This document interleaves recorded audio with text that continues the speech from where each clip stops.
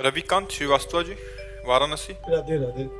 राधे राधे महाराज जी। महाराज जी, परमात्मा का अंश होकर भी मनुष्य से गलतियां क्यों हो जाती है और इन गलतियों पर निरंतर कैसे संभव है? क्योंकि वो परमात्मा का अंश अपने को मान कहाँ रहा है। वो तो अपने को मानव मान रहा है, पुरुष मान रहा है, शरीर भाव है। वो परमात्मा का कहाँ चिंतन करता है। ना परमात्मा के अंश की स्वीकृति है। स्वीकृति तो है कि मैं पुरुष हूं, ये प्रकृति का अंश है, परमात्मा का अंश थोड़ी है। किसका प्रश्न है? तो समझ पा रहे हैं आप? मनुष्य तो निमित्त मात्र है। उस निमित्त मात्र बन रहे हो तुम। ईमानदारी से हो निमित्त मात्र कि करता हो? तुम करता हो इस समय या निमित्त मात्र हो? करता है। तो फिर भोगना पड़ेगा तुम्हें। निमित्त मात्र बन जाओ तो अभी सब काम बन जाए। निमित्त मात्र, केवल निमित्त मात्र भाव सभ्य साचिन, मैं करूंगा, तू केवल गांडी में प्रत्यंचा चढ़ा, मैं सब करवाऊंगा। भगवान कह रहे ना, अब आप मैं कर रहे हो आप स्वयं, क्योंकि अगर यहाँ झूठ बोलोगे तो दुर्गति हो जाएगी। यहाँ कोई प्रपंच का स्थान तो नहीं है ना, यहाँ प्रपंच से निवृत्त होने का स्थान है। तो अंदर से देखो, आप स्वयं संकल्प करते हैं, आप स्वयं कर्मों को करते हैं, आप स्वयं भोगों को भोगते हैं। तो आप निमित्त मात्र नहीं है, आप करता और भोगता है। तो अहंकार विमूढ़ आत्मा, भगवान के वचन, करता हमिति मन्यते, और वो अहंकारी को फिर उसके कर्म के अनुसार दुर्गति या सदगति होती है। शुभ कर्म करेगा तो स्वर्ग लोक जाएगा, अशुभ कर्म करेगा तो नरक लोक जाएगा। शुभ अशुभ मिश्रित होंगे तो मृत्यु लोक आएगा, और शुभ अशुभ दोनों को मिटा दे तो भगवान की प्राप्ति हो जाएगी। तो हम लोग निमित्त मात्र कहाँ है? अगर निमित्त मात्र बन जाए तो जैसे रहट चल रहा है झूले में, तो झूला चल रहा है, आप केवल बैठे हैं, सारी प्रक्रिया तो झूले से हो रही है ना। वो रहट ऐसे चल रहा है, ऊपर नीचे आ जा रहा है। अब उसमें आप व्यर्थ को अपना मान लेंगे तो आपका व्यर्थ ही अहंकार होगा। प्रकृति के संचालन के झूले में आप झूल रहे हैं, कभी सतोगुण, कभी रजोगुण, कभी तमोगुण। सतोगुण का आया तो सात्विक भाव, रजोगुण का आया तो राजसिक भाव, तमोगुण का आया तो तामसिक भाव। लेकिन आप ये नहीं मान रहे कि माया के गुणों के द्वारा प्रेरित होकर ये क्रियाएं हो रही। आप मान रहे मुझे गुस्सा आया, ये मैंने खाया, ये मैंने पिया, ये मैंने किया, है ना अंदर। इसी का परिणाम बंधन होता है, इसी का परिणाम दुर्गति होती है। ये छोड़ दे, बस इतना ही तो जानना, निमित्त मात्र। इतना ही जिसको अनुभव हो गया कि निमित्त मात्र केवल है, सारा खेल प्रकृति से हो रहा है, माया से रतो जीवन मुक्त हो गया। वो विषयान ग्रहणंत मुंचंत हुआ, वो विषय भोगे या त्याग दे, कोई फर्क नहीं पड़ता। वो पूरी सृष्टि का संहार कर दे तो कोई फर्क नहीं पड़ता, क्योंकि वो तो निमित्त मात्र है। जो कुछ हो रहा है हो रहा है, बुरा हो रहा है या भला हो रहा है, गुणों के अनुसार हो रहा है। गुण माया से प्रेरित है, माया ब्रह्म से प्रेरित है, आप निमित्त मात्र है, तो जीवन मुक्त हो गए। लेकिन ऐसा नहीं है। हम करता है, हम भोगता है, हम सुख लेते हैं, हम सुख देखते हैं, तो ये सब फिर प्रपंच है। इसी से तो निवृत्त होने के लिए है। जैसे निमित्त मात्र में आता है, भगवान की सत्ता के बिना एक पत्ता भी नहीं हिल सकता है ना। तो आप ये कब सोचते हैं?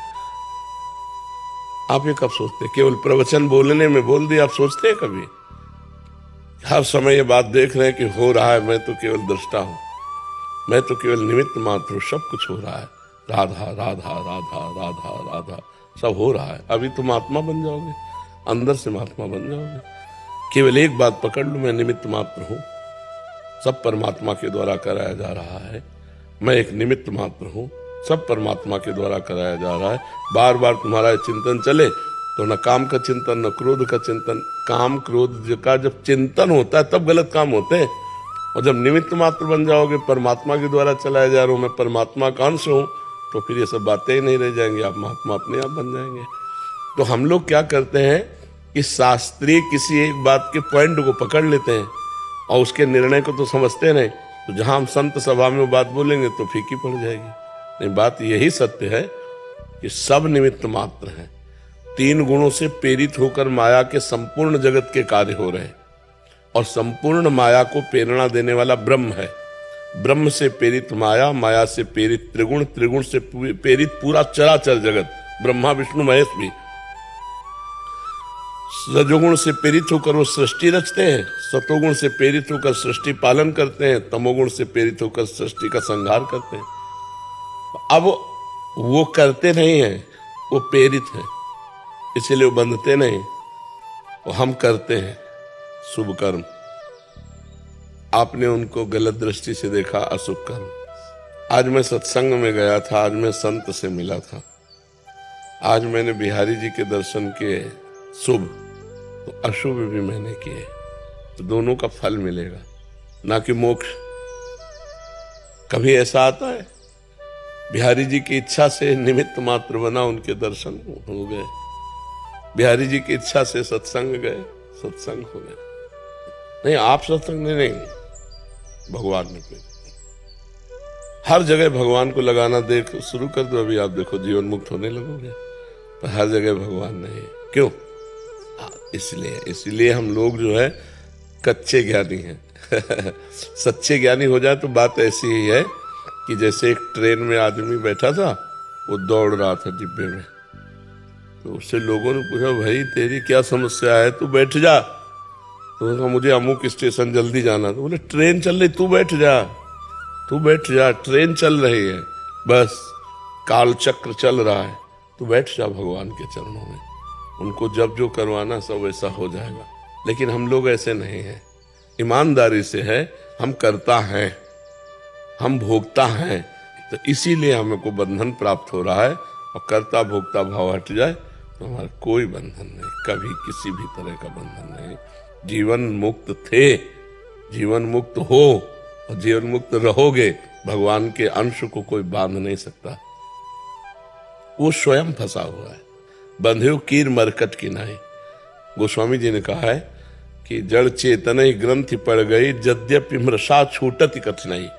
जड़ चेतन की ऐसी ग्रंथि पड़ गई, यद्यपि ग्रंथि पड़ ही नहीं सकती मृषा, पर छूटत कठिनाई। बंधे कीर मरकट की नाई। जैसे तोता है, उसको पकड़ने के लिए एक ऐसे पोल डाल दिया। जैसे पोल का मतलब पंखा घुमाने वाला, हाथ वाला पंखा में ऐसे करो ना तो घूमता है वो पोल, और ऊपर लाशा कोई गोंद टाइप रख के उस पर दाने चिपका दिए, और वो आके जो ही ऐसे बैठा दाना चुनने के लिए, सो पोला घूम गया। अब वो और जोर से पकड़ लिया। अगर वो छोड़ दे तो मुक्त है, पर वो छोड़ न, वो सोचता है अगर मैं छोड़ा तो मर गया, क्योंकि उल्टा टंग जाता है ना। वो घूम गया पोला वजन पा करके। तो बंधे कीर, अगर वो छोड़ दे तो उड़ जाए। अब ऐसे मटकी में छुहारे भर दिए या दान चना भर दिए, और बंदर लोभी जाते ऐसे दोनों हाथ डाल के ऐसे पकड़, अब वो निकल नहीं रहा। बंधे कीर मरकट की नाई। अगर वो मुट्ठी छोड़ दे तो निकल जाए, लेकिन वो समझता मुझे किसी ने पकड़ लिया। ऐसे उपाय करेगा? ऐसे नहीं करेगा। ऐसे ही हम लोग हैं। स्त्री पुत्र परिवार शरीर सबकी ममता भोग, नाना प्रकार के मकान धन विविध प्रकार के और इनको पकड़े 5 ज्ञानेंद्रियों के द्वारा, शब्द स्पर्श रूप रसगंध संसार रूपी मटके में, तो काल रूपी बहलिया आता है और मार करके हमको चला जाता है। नहीं तो हमें कोई नहीं पकड़े। बताओ कौन पकड़े? हम खुद पकड़े। हमने शरीर को अपना माना, शरीर संबंधियों को अपना माना, भोगों को अपना माना। यही हमारा बंधन है। और यही निवृत्त हो जाए कि ये तो सब चल रहा है, आप केवल निमित्त मात्र हैं, इतना आपको अंदर ज्ञान हो जाए और आप हर समय भगवान के चिंतन में देख रहे हो रहा है, तो आप निष्पाप महापुरुष हो जाएंगे। आपको कोई भी दंड नहीं मिलेगा। चाहे जीव मर जाए, चाहे जीव जी जाए, चाहे बड़ा पुण्य हो जाए, चाहे बड़ा पाप हो जाए, आपको कुछ नहीं भोगना पड़ेगा। तभी तो जीवन मुक्त हो जाता है। वो जीवन मुक्त महापुरुष के पुण्य पाप नहीं बनते हैं, अपने बनेंगे, क्योंकि अपने अहंकार से युक्त हैं। तो वो अंदर वाला मिट जाए। जबान से भले कुछ हो, जबान से आप बोलो मैंने कर किया, लेकिन अंदर से आपके चल रहा है कि ये सब, तो बस फिर वो आपको बंधन कारक नहीं होगा। अभी हमारा जबान से है, अंदर से है कि मैं। देखो दर्पण में देखो तो लगता है मैं हूं नहीं, बस यही बंधन है। ये बंधन कट जाए तो आप परमात्मा स्वरूप है। आप कभी अपने स्वरूप का चिंतन ही नहीं करते। आप अपने स्वरूप का चिंतन कभी करते हैं? क्योंकि आपने अपने को जाना ही नहीं, केवल सुनी बात कह रहे हैं कि आप परमात्मा के अंश है ना। और जब आप जान जाएंगे अपने को, तो परमात्मा का अंश नहीं है, आप परमात्मा ही है। गंगा जल चाहे एक चम्मच हो तो गंगा जल है, चाहे एक टैंकर हो तो गंगा जल है, और चाहे एक धारा हो तो गंगा जल है। गंगा जल तो गंगा जल है ना। तो पूर्णमदः पूर्णमिदं पूर्णात् पूर्णमुदच्यते पूर्णस्य पूर्णमादाय पूर्णमेवावशिष्यते। वो परमात्मा पूर्ण है, तो उसका अवशिष्य जो है अंश जो है वो भी पूर्ण है। ईश्वर अंश जीव अविनाशी, चेतन अमल सहज सुख राशि। सहज सुख राशि परमात्मा स्वरूप है वो, उसको कुछ नहीं चाहिए, वो आप्त काम है। लेकिन हम वही आप्त काम होते हुए भी शरीर राग के कारण कामना से युक्त हो गए। शरीर राग के कारण ही हमारी दुर्गति हो गई। हमें जो शरीर मिलता है उसी को अपना स्वरूप मान लेते हैं। शरीर मिलते जाते हैं, कर्म बनते जाते हैं, बिछुड़ते जाते हैं, फिर शरीर में पुनरपि जननम पुनरपि मरणम पुनरपि जननी, जैसे ये चक्र चल रहा है। अब ज्ञान हो जाए इस बात का और कर्तत्व भोक्तत्व मिट जाए तो जीवन मुक्त हो गया। इसीलिए सतमार्ग है, इसीलिए अध्यात्म है। और ये भजन के बिना होगा नहीं, केवल बुद्धि के विचार से नहीं होगा, भजन होना चाहिए। खूब नाम जप करो, भगवान का नाम जप करते हो, हाँ खूब नाम जप करो और परोपकार करो और कोई पाप कर्म न बनने पावे। और यही विचार रखो कि सब यंत्रवत चल रहा है, मेरे कुछ संभाले नहीं संभलेगा, मेरे कुछ बनाए नहीं बनेगा। ये प्रकृति का प्रवाह चल रहा है, मैं तो परमात्मा का अंश हूँ। थोड़ा थोड़ा चिंतन करो और नाम जप करो तो देखो धीरे धीरे अंदर ही आपको प्रकाश समझ में आ जाएगा, गली मिल जाएगी जहां आप अपने स्वरूप में पहुंच जाएंगे। पाप हो जाता है, अनुभूति होती है बात में, लग कर रहे हैं ये पता नहीं चलता कि हम ये पाप कर रहे हैं। हाँ, क्योंकि कामना उस समय होती है ना, जैसे हमारी कामना भूख से पीड़ित हो तो हमको कुछ नहीं सुनाई देगा, पहले भोजन चाहिए। ऐसे जब काम की व्याकुलता होती है तब कुछ सुनाई नहीं, वो काम भोग के बाद निर्णय करो बैठ के कि पाप था कि पुण्य था। उस समय तो कामना का भूत सवार था, उसने कर बैठा ला। और कामना का भूत होता सुख भोगने की इच्छा, सुख के लिए ही सारी चेष्टाएं कामनाएं होती हैं। और सुख है परमात्मा में, हम उसे प्रकृति में आरोपित करते हैं, इसलिए आज तक नहीं सुखी हो पाए। प्रकृति का बार बार भोग करते हैं, सुख तो मिलता नहीं। और इच्छा है हमें सुख की और वो है परमात्मा में, परमात्मा से हम विमुख, इसलिए कभी सुख नहीं मिल पाया आज तक। जब से सृष्टि हुई भोगते ही चले आए। अगर हम ये विवेक धारण करके और अपने को मोड़े और परमात्मा की तरफ मोड़े तो अभी सुख का अनुभव होने लगेगा। पर परमात्मा से विमुख है हम। सन्मुख होए जीव में जब ही जन्म कोटि अघ नाशों, तुम्हें भगवान के करोड़ों जन्मों के पाप नष्ट हो जाते जब जीव भगवान की सन्मुखता प्राप्त करता है। इसलिए भगवान के शरण में हो, भगवान के पावन लीला कथाओं को श्रवण करो, खूब भगवान का नाम जप करो, नाम कीर्तन करो और लोगों में भगवत भावना करके उनकी सेवा करो। कर माता पिता कभी किसी की सेवा मिल जाए तो जरूर करना चाहिए, उससे शरीर पवित्र होता है। वंदना मिश्रा जी, छत्तीसगढ़ से। श्री हरिवंश महाराज जी। महाराज जी, आपके श्रीमुख से यही जाना है कि माया पर विजय विवेक के द्वारा प्राप्त किया जाता है। गुरुदेव, प्रेमी भक्त और विवेकी भक्त में क्या अंतर है? प्रेमी न माया से तरना चाहता है, न किसी दुख से बचना चाहता है, वो केवल भगवान से प्यार करना चाहता है। उसमें कामना रहितम, किसी भी तरह की कोई कामना नहीं होती। लेकिन विवेकी पुरुष विवेक के द्वारा असत का त्याग करके सत्य में स्थित होकर मोक्ष प्राप्त करना चाहता है। प्रेमी और विवेकी में अंतर है, विवेकी को अपना बल है और प्रेमी को भगवान का बल है। प्रेमी सिर्फ भगवान से प्यार करना चाहता है, उसका बार बार भगवान के चरणों में यही विनय भरा पुकार रहती है कि धर्म न अर्थ न काम रुचि गति न चाहो निर्वाण, जन्म जन्म रति राम पद यह वरदान नान। प्रभु, मुझे न अर्थ चाहिए, न धर्म चाहिए, न काम चाहिए, न मोक्ष चाहिए। मेरा बार बार जन्म हो पर आपके चरणों में अनुराग हो। वो मोक्ष नहीं चाहता, वो दुख निवृत्ति नहीं चाहता, भगवान से प्रार्थना नहीं करता मेरे दुख को निवारण कर दो, मुझे संपत्ति दे दो, मुझे मान प्रतिष्ठा दे दो, मुझे सांसारिक सुख दे दो या पारलौकिक सुख दे दो।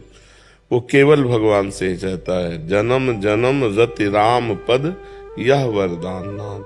हे भगवान, आपके चरणों में बार बार हमारी यही प्रार्थना है कि मैं अपने कर्मवश कहीं भी जन्मूं, लेकिन हर जन्म में आपसे प्रेम करूं, आपका नाम जप करूं, आपकी भक्ति करूं। ये प्रेमी जनों की मांग।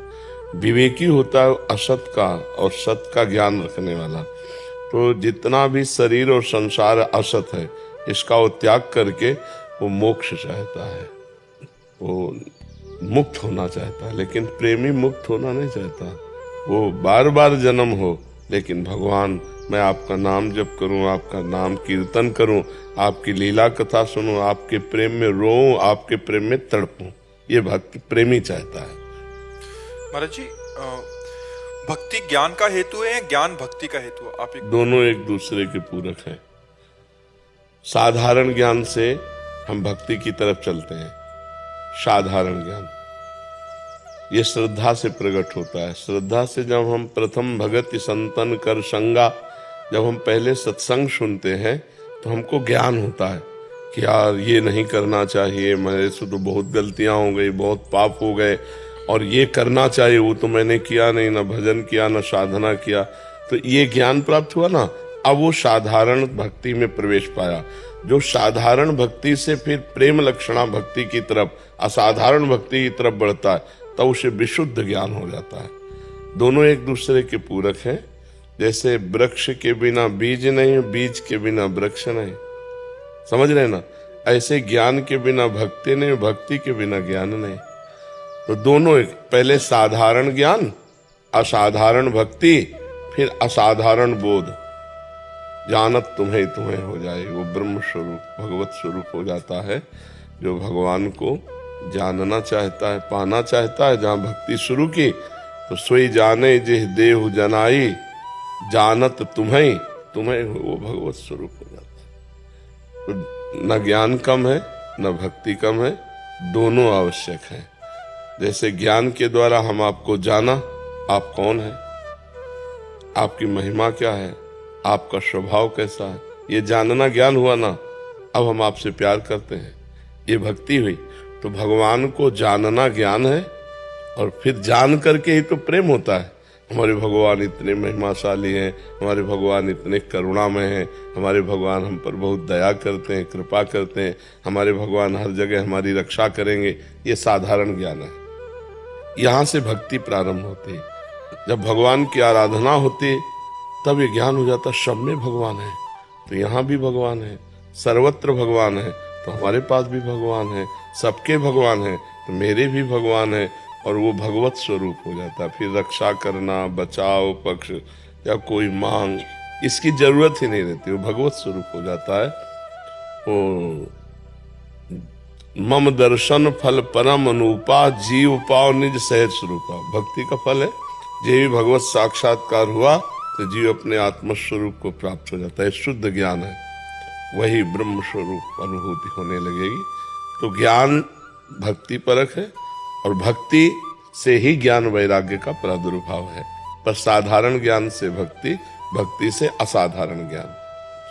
डॉक्टर नरेंद्र देव जी, राधे राधे। महाराज जी, आपके चरणों में कोटि कोटि प्रणाम। महाराज जी, भक्तिमती मीरा जी का एक पद है, गली तो चारों बंद हुई हैं, मैं हरि से मिलूं कैसे जाऊं, ऊंची नीची राह रपटीली पाँव नहीं ठहराऊं। और अंत में कहते हैं कि जुगन जुगन से बिछड़ी मीरा सतगुरु दई मिलाई। महाराज जी, इसमें मीरा जी का किन गलियों या घाटियों की बात कर रही हैं जिनमें मीरा जैसे भक्त भी फंसकर अपने प्रियतम से न मिलने की वेदना से करा रही हैं? क्या पद है? कह रहे हैं कि गली तो चारों बंद हुई हैं, मैं हरि से मिलूं कैसे जाएं, ऊंची नीची राह रपटीली पाँव नहीं ठहराएं, जुगन जुगन से बिछड़ी मीरा सतगुरु दई मिलाए। देखो, हमारे अंतःकरण में चार हैं, मन, बुद्धि, चित्त, अहंकार। चारों माया में लगे हुए हैं। अगर चारों में से एक भी भगवान में लग जाए तो एक गली तो खुल जाए।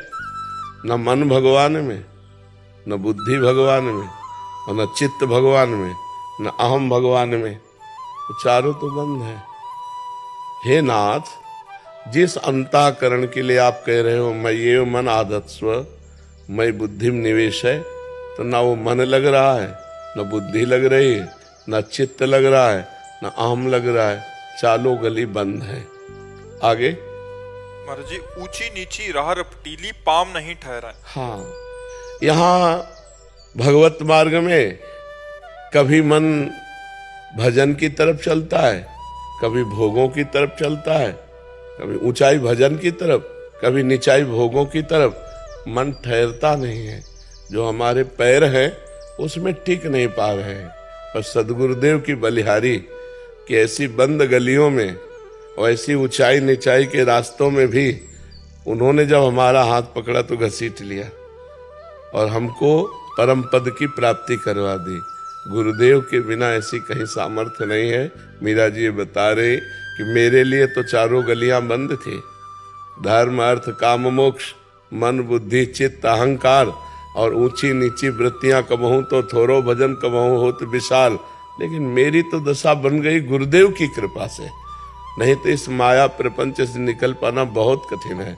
मतवाला मदमस्त हाथी जैसे जंजीरों से बांध करके नहीं रखा जा सकता, ऐसा तो मन है, ऐसे ही प्रवीण बुद्धि है, ऐसे ही प्रवीण चित्त है। चित्त संसार के चिंतन में, बुद्धि संसार के निश्चय में, मन संसार के संकल्प में, अहंकार कर्ता भोक्ता में चारों गलियां बंद है। कभी उत्तम वृत्ति आती, कभी अधम वृत्ति आती, ऊंच नीच चलना और भगवान की प्राप्ति से विमुख होने वाली ही वृत्तियां नीची हैं, भगवान की तरफ चलने वाली उत्तम है।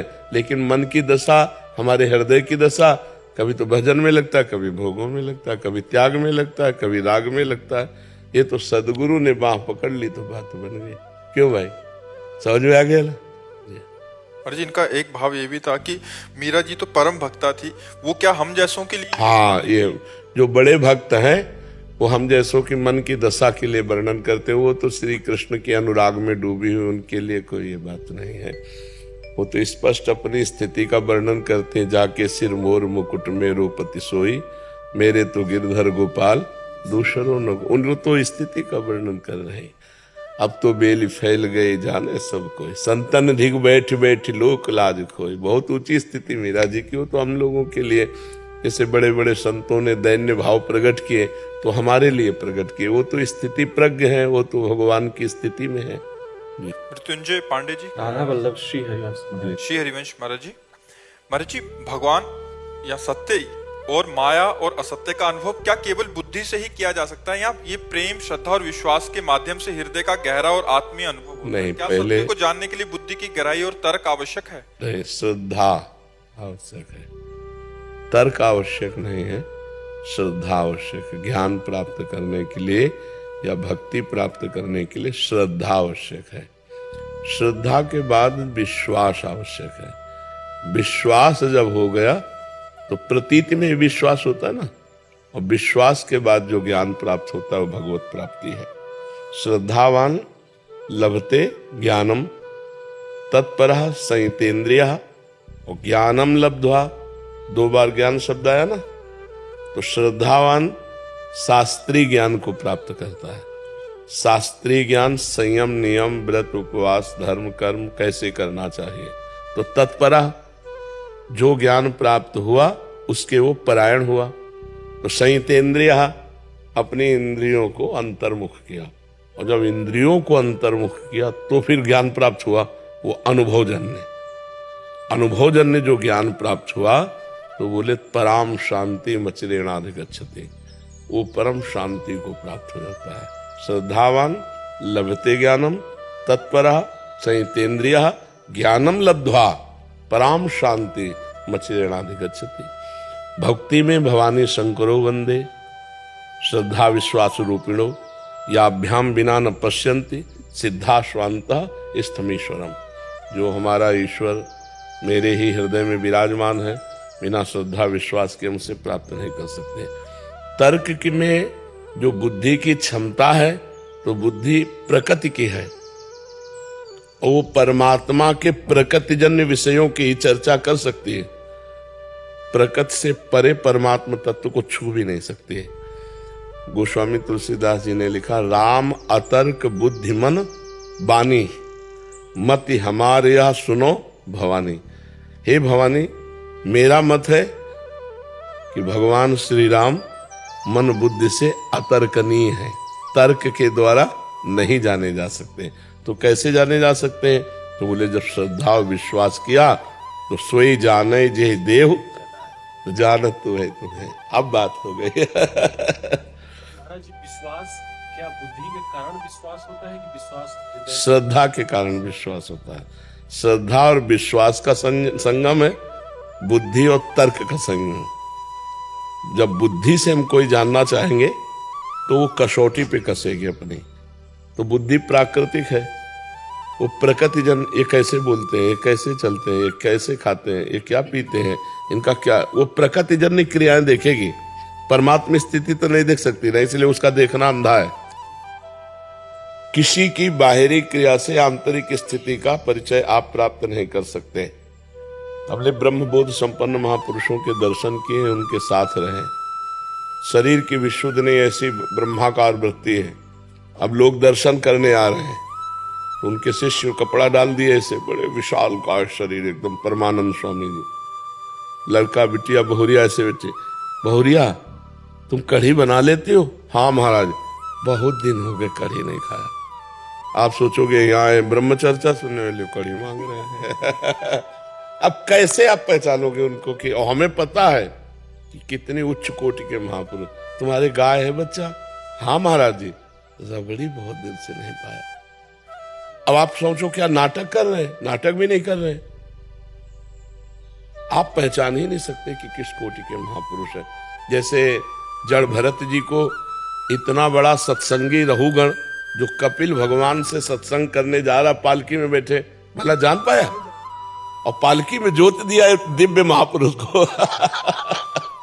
तो हम बाहरी प्रकृति को देख सकते हैं अपनी बुद्धि के द्वारा, परमात्मा स्थिति को नहीं देख सकते। परमात्मा स्थिति तो श्रद्धा और विश्वास से होती है। पर जी श्रद्धा और विश्वास कैसे उत्पन्न होते हैं? महापुरुषों के संग से। जब हम सत्संग, इसीलिए भक्ति का प्रथम सोपान है, प्रथम भगति संतन करि संगा। पहली भक्ति कही गई, क्यों? क्योंकि इसी से पूर्णता हो जाएगी।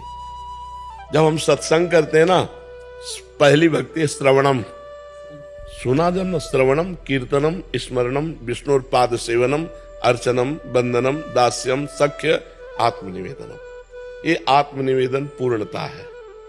तो ये कब हुई? श्रवण से। जब हम संतों के मुख से सुना ब्रह्मानंद, भगवदानंद, भगवान की प्रेम, स्वभाव, करुणा, मंगल की बातें, तो हमारे हृदय में श्रद्धा उत्पन्न हुई। जब श्रद्धा उत्पन्न हुई, हम सत्मार्ग में चले तो कुछ कुछ अनुभूतियां होने लगी, तो विश्वास होने लगा। समझ रहे ना? हाँ, इसमें सही पूछो तो बुद्धि को बेचना है।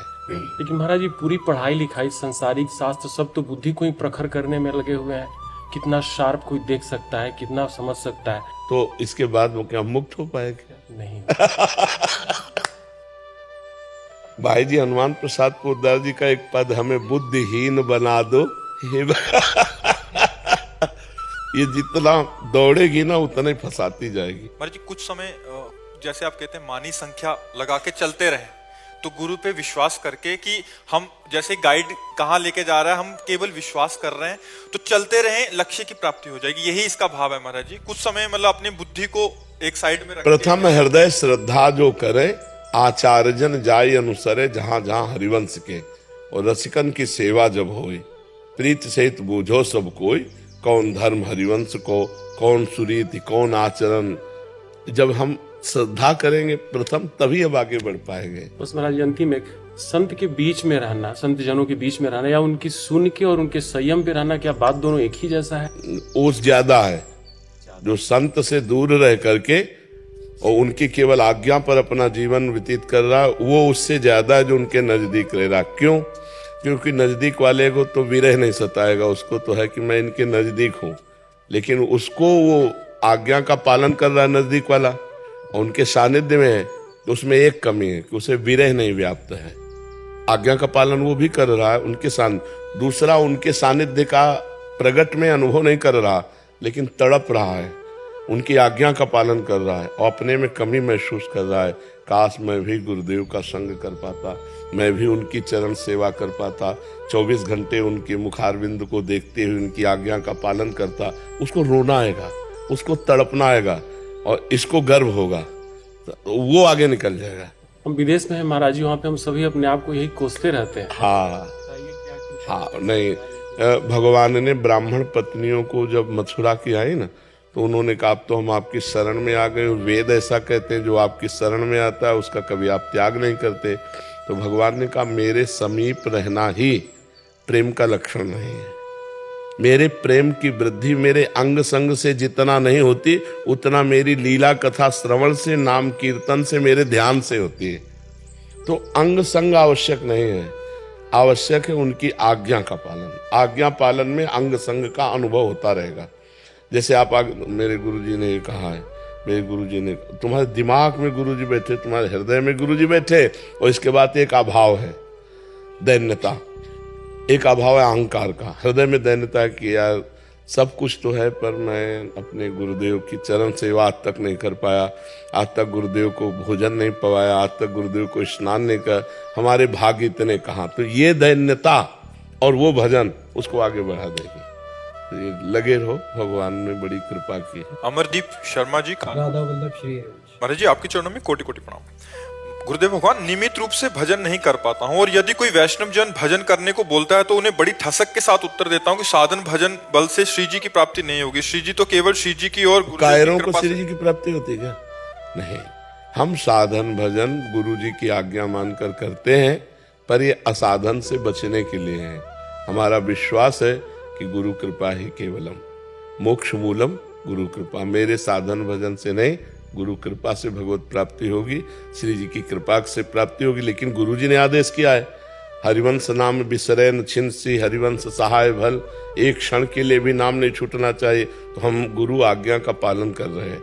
अब ऐसा नहीं कि भजन साधन न करें और हम सब वैष्णवों को उत्तर दें कि श्री जी की कृपा से हो जाएगी, तो वो कायर पुरुष भगवान की कृपा का पात्र नहीं है। मन क्रम वचन छाण चतुराई, भजत कृपा करे हैं रघुराई। जो मन वचन कर्म से चतुरता का त्याग करके अपने गुरुजनों की आज्ञा में रात दिन लगा है, और अपने लगने पे भरोसा नहीं, गुरु कृपा पे भरोसा है, वो सच्चा मार्ग का। प्रयास हमारा, फल कृपा से। प्रयास हमारा, प्रयत्न हमारा जो उन्हीं के बल से हो रहा है, प्रयत्न भी उन्हीं के बल से हो रहा है, पर प्रयत्न में पुरुषार्थ हमारा और फल भगवान। और भगवान ने ऐसा कहा भी है, कर्मण्येवाधिकारस्ते मा फलेषु कदाचन। तुम कर्म के अधिकारी हो, फल का तुम मेरे ऊपर छोड़ो, तो वो भगवान के ऊपर छोड़ देते हैं। ऐसे चला जाता। अब कायर मन कर बैठे रहे तो बैठे भी तो नहीं रहेंगे, मनमानी आचरण होने लगेंगे, नहीं होने लगेंगे। और फिर हम कहें श्री जी की कृपा से हमारा कल्याण हो जाएगा, तो फिर श्री जी सबसे दुश्मनी रखती है क्या? फिर तो चराचर जगत श्री जी का है, सबका कल्याण हो जाना चाहिए, पर नहीं होता। कल्याण उसी का होता है जो खूब डट के साधन करता है और भरोसा श्री जी का रखता है। दीपांशु जी कनाडा से, राधे राधे। राधे राधे महाराज जी। महाराज जी आपके चरणों में कोटि कोटि प्रणाम। महाराज जी, अगर मुझे ईश्वर के बारे में सोचना है तो मुझे क्या भाव करना पड़ेगा, उनका कैसा चिंतन करना पड़ेगा? जैसे भाव के पहले नाम जप करना पड़ेगा, नाम से ही पहले कुभावों का तो नाश हो।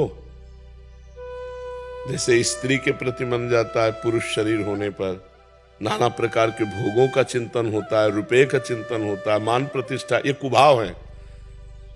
कुभावों का नाश हो तब भावोत्सवेन भजताम रस काम धेनुम तम राधिका चरण रेणु महम स्मरामि। वो कुभावों का नाश करने के लिए पहले नाम जप। जितना नाम जप करोगे उतने कुभाव नाश होंगे। नहीं, चाहे जो भेष बना लो, चाहे जिस देश में रहो, कोई परिवर्तन नहीं होने वाला। सर्वत्र माया है, माया का कोई एक गढ़ नहीं है। क्या यहाँ माया नहीं है? धाम है भगवान का, पर यहाँ भी माया है। भजन करोगे तो तुम्हारा चश्मा अलग होगा, तुम्हें अलग दिखाई देगा, और भजन नहीं करोगे तो अलग चश्मा होगा, अलग दिखाई देगा। तो हमारे पहले कुभाव नष्ट हो, तभी तो भाव आएंगे। सद्भाव, भावोत्सव, वो तभी आएगा जब कुभाव नष्ट हो। कुभाव नष्ट होगा भजन करने से। जितना नाम जो अध्यात्म भजन पे टिका हुआ है, कुछ भी बन जाओ, नाम जप नहीं है ना तो सब ढोंग है। नाम जप नहीं है ना तो पाखंड का बोलबाला है। और निरंतर गुरु द्वारा दिया हुआ नाम चल रहा है, फिर देख लो, फिर जो आनंद की अनुभूति होगी वो बात अलग होगी। नहीं तो परमार्थी तो वही है जिसमें संसारी फंसा हुआ है, उनका वो त्याग करके अपने नियम संयम में परमात्मा के चिंतन में चलता है। तो ये तभी होगा जब नाम जप करोगे। भगवान की पक्की वाणी समझो, नानक नाम जहाज है चढ़े से उतरे पार।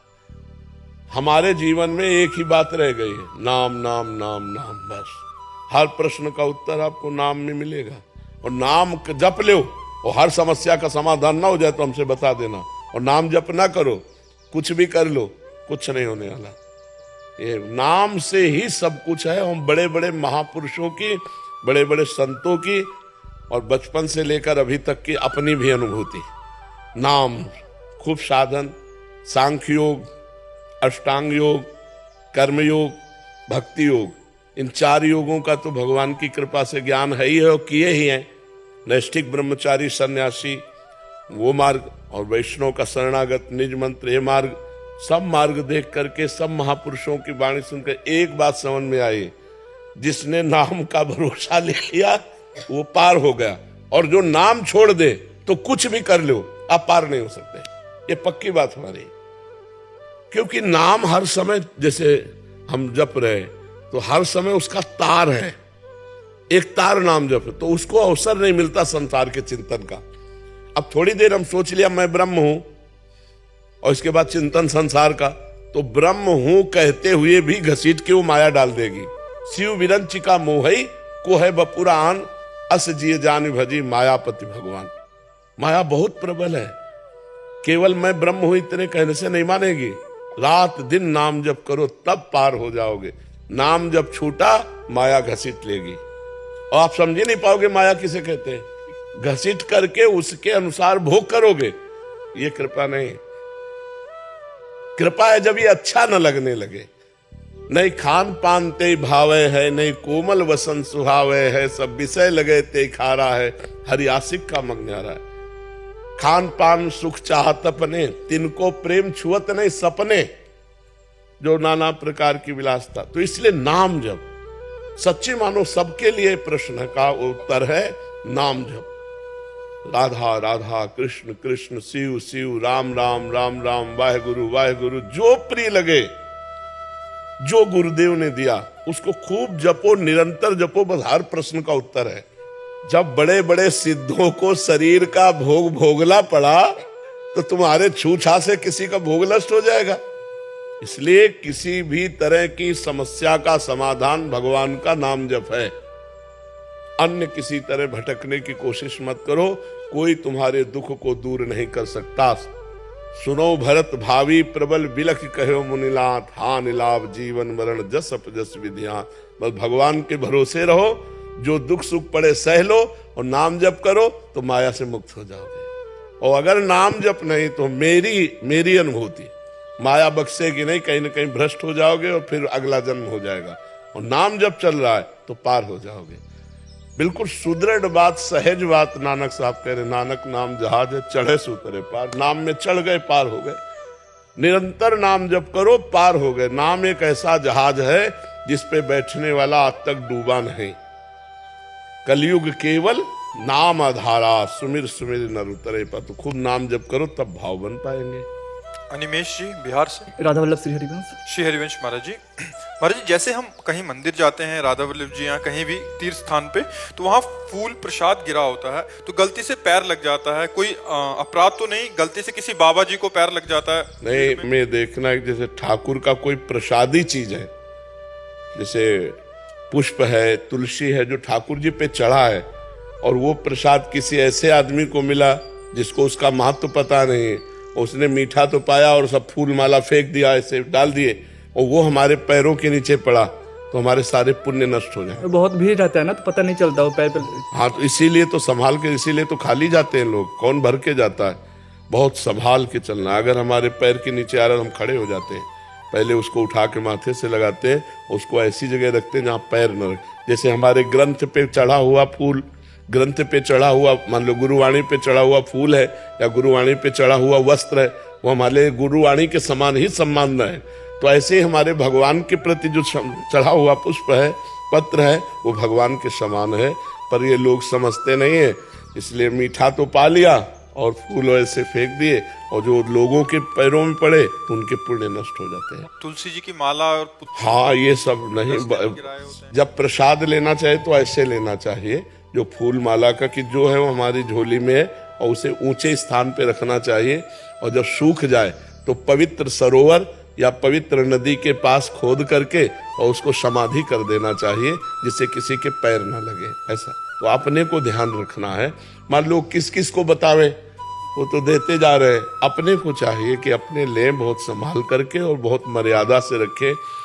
प्रभु और मान लो गुरुदेव और गुरुदेव की प्रसादी वस्तु समान समझी जाती है। गुरुदेव की पादुका, गुरुदेव के वचन, गुरुदेव के वस्त्र, गुरुदेव की हर वस्तु भगवान के समान समझी जाती है। ऐसे प्रभु गुरुदेव स्वरूप है, उनकी कोई भी वस्तु, पुष्प माला, कुछ भी वो सर माथे पे हो, चरणों के नीचे थोड़ी होनी चाहिए। विजय कुमार जी राजस्थान से। राधा वाली श्री हरिवंश महाराज जी, महाराज जी आपके बल से दिनचर्या नित्य निरंतर अच्छे से चल रही है।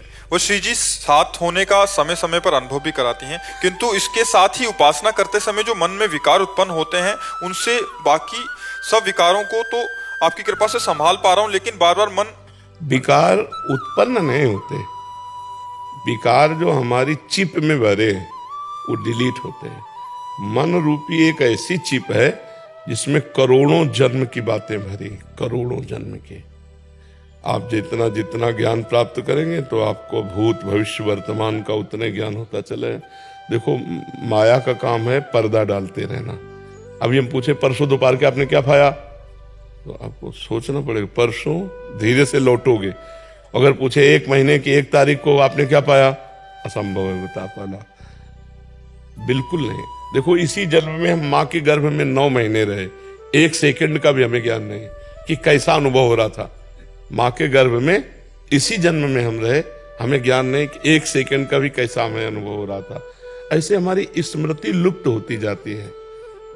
अनेक जन्मों की गंदी आदतें, अच्छी आदतें सब उसमें भरी हुए मन में। जब हम भजन करते हैं तो निकलती है, क्योंकि निर्मल मन जन सो मोहि पावा। तो अगर हम भजन न करें तो भरती रहती है। तो जैसे सीसी कैमरा अपने आप सब कवर करता रहता है, ऐसे मन, नेत्र ये मिल करके श्रवणेंद्री, वाकेंद्री में सब गंदगी भरते रहते हैं। तो हमें जब भर रहा होता है तब पता नहीं चलता है।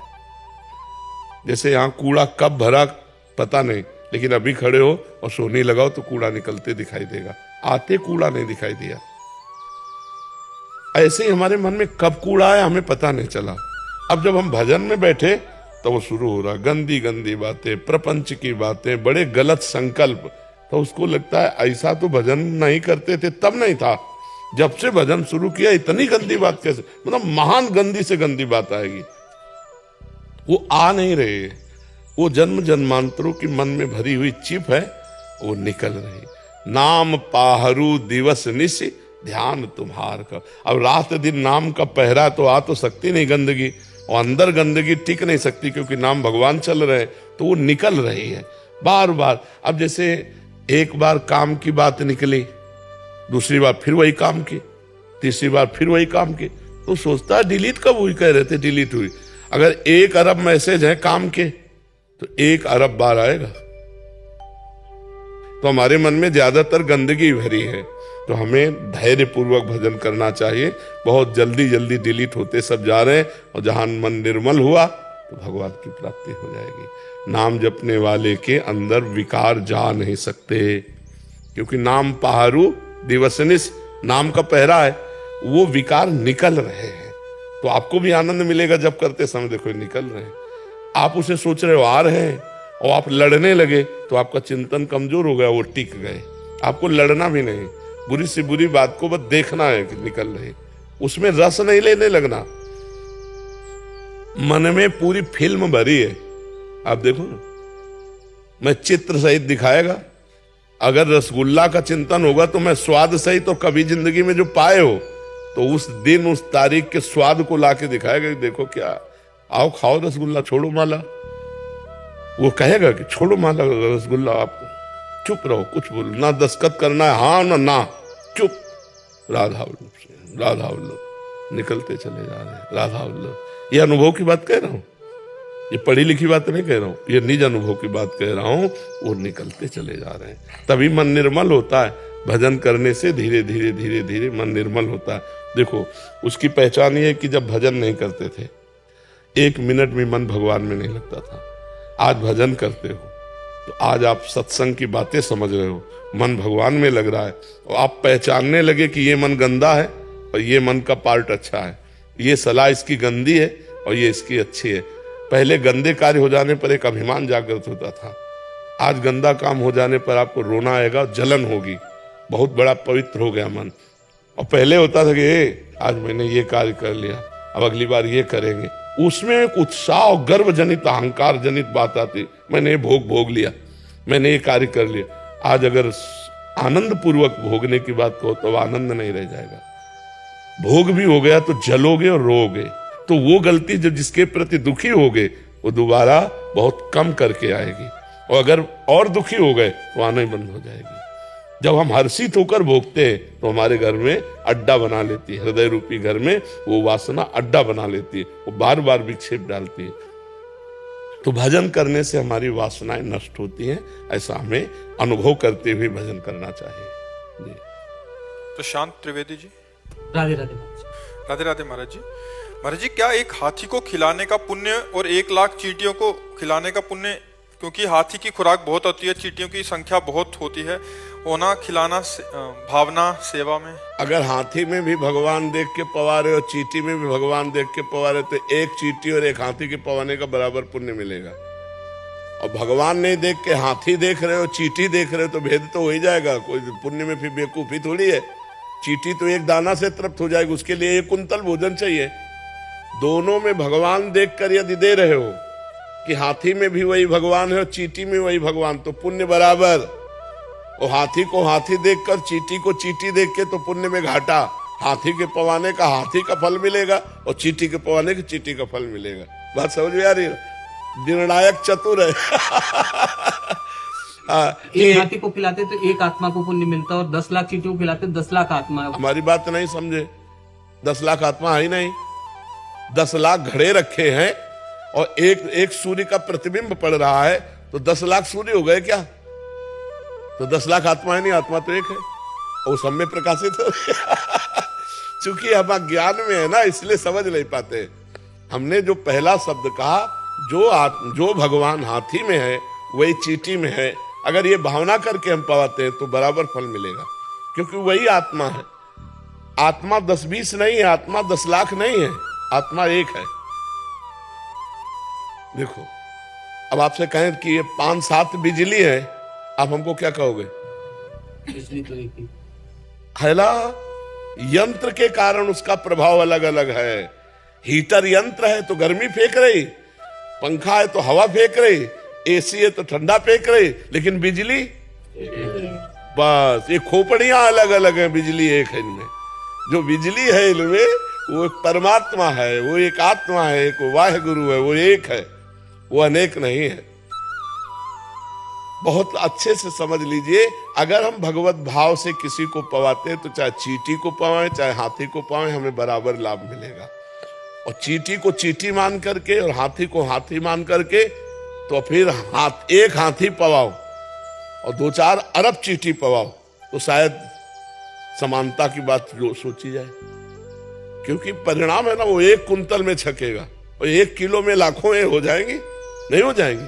और अगर एक चींटी में आत्म तत्व भगवान को देखकर, एक हाथी में देखकर, तो बराबर फल मिलेगा। वो तुम देख के क्या पाते हो, तुम्हारा विषय है। समझ गए?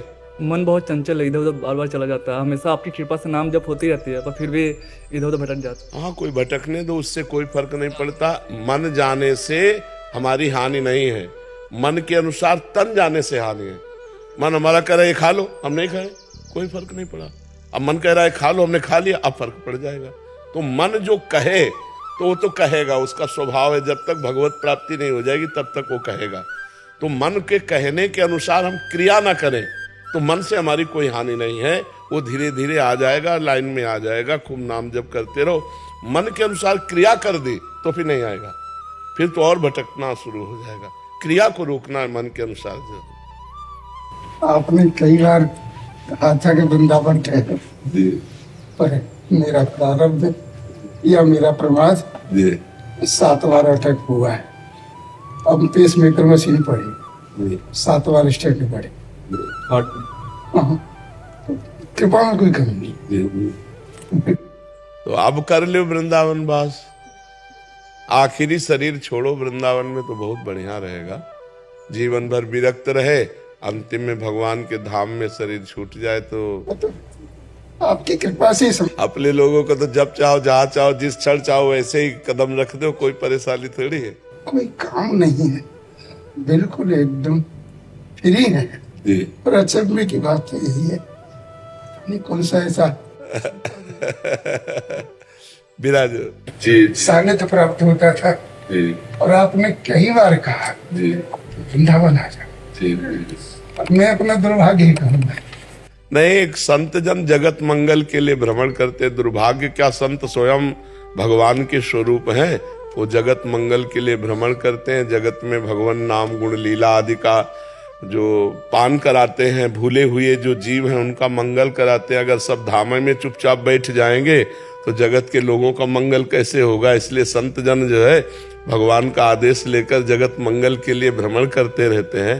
पर अब आपकी शरीर की अवस्था थोड़ा आराम चाहने वाली है। हाँ, जिनको वृंदा विपिन है, कृपा तिनय की होए, वृंदावन में तबई तो रहन पाई है सोए। तो लाडली जो कृपालु हैं किसी न किसी को निमित्त बना देंगे कि धीरे धीरे शरीर जो है धाम में छूटे तो जीवन भर है न। अच्छा, अंतिम समय क्या होता है कि हमारा क्या चिंतन हो ये पता नहीं, और फाइनल चिंतन माना जाता है तो नाम रूप लीला धाम। नाम नहीं चल रहा, रूप का ध्यान नहीं हो रहा, लीला चिंतन नहीं हो रहा, लेकिन धाम का संयोग है, इससे भगवत प्राप्ति निश्चित हो जाती है। तो जैसे काशी में शरीर छोड़े तो भगवान तारक मंत्र देकर उसका उद्धार कर देते हैं, ऐसे ही हमारी प्रियाजू का घर है ये। प्रियाजू का राधा कृष्ण की केल स्थली है, यहाँ जो वास करता है उसे निश्चित भगवत धाम की प्राप्ति होती है। जो यहाँ शरीर छोड़ता है, वृंदावन प्रभाव सुन अपनों ही गुण देत, जैसे बालक मलिन को मात गोद भर ले। कैसा भी मलिन बालक हो माँ जैसे गोद में भर लेती है, ऐसे भगवत धाम हर जीव को भगवत प्राप्ति करा देता है। इसलिए हमें लगता है कि पता नहीं कब श्वास रुक जाए, अगर धाम में छूट जाए तो यही मंगलमय यमुना के किनारे अंतिम लीला हो और कुछ संत जन रसगुल्ला पावे, क्या है। हाँ, और क्या।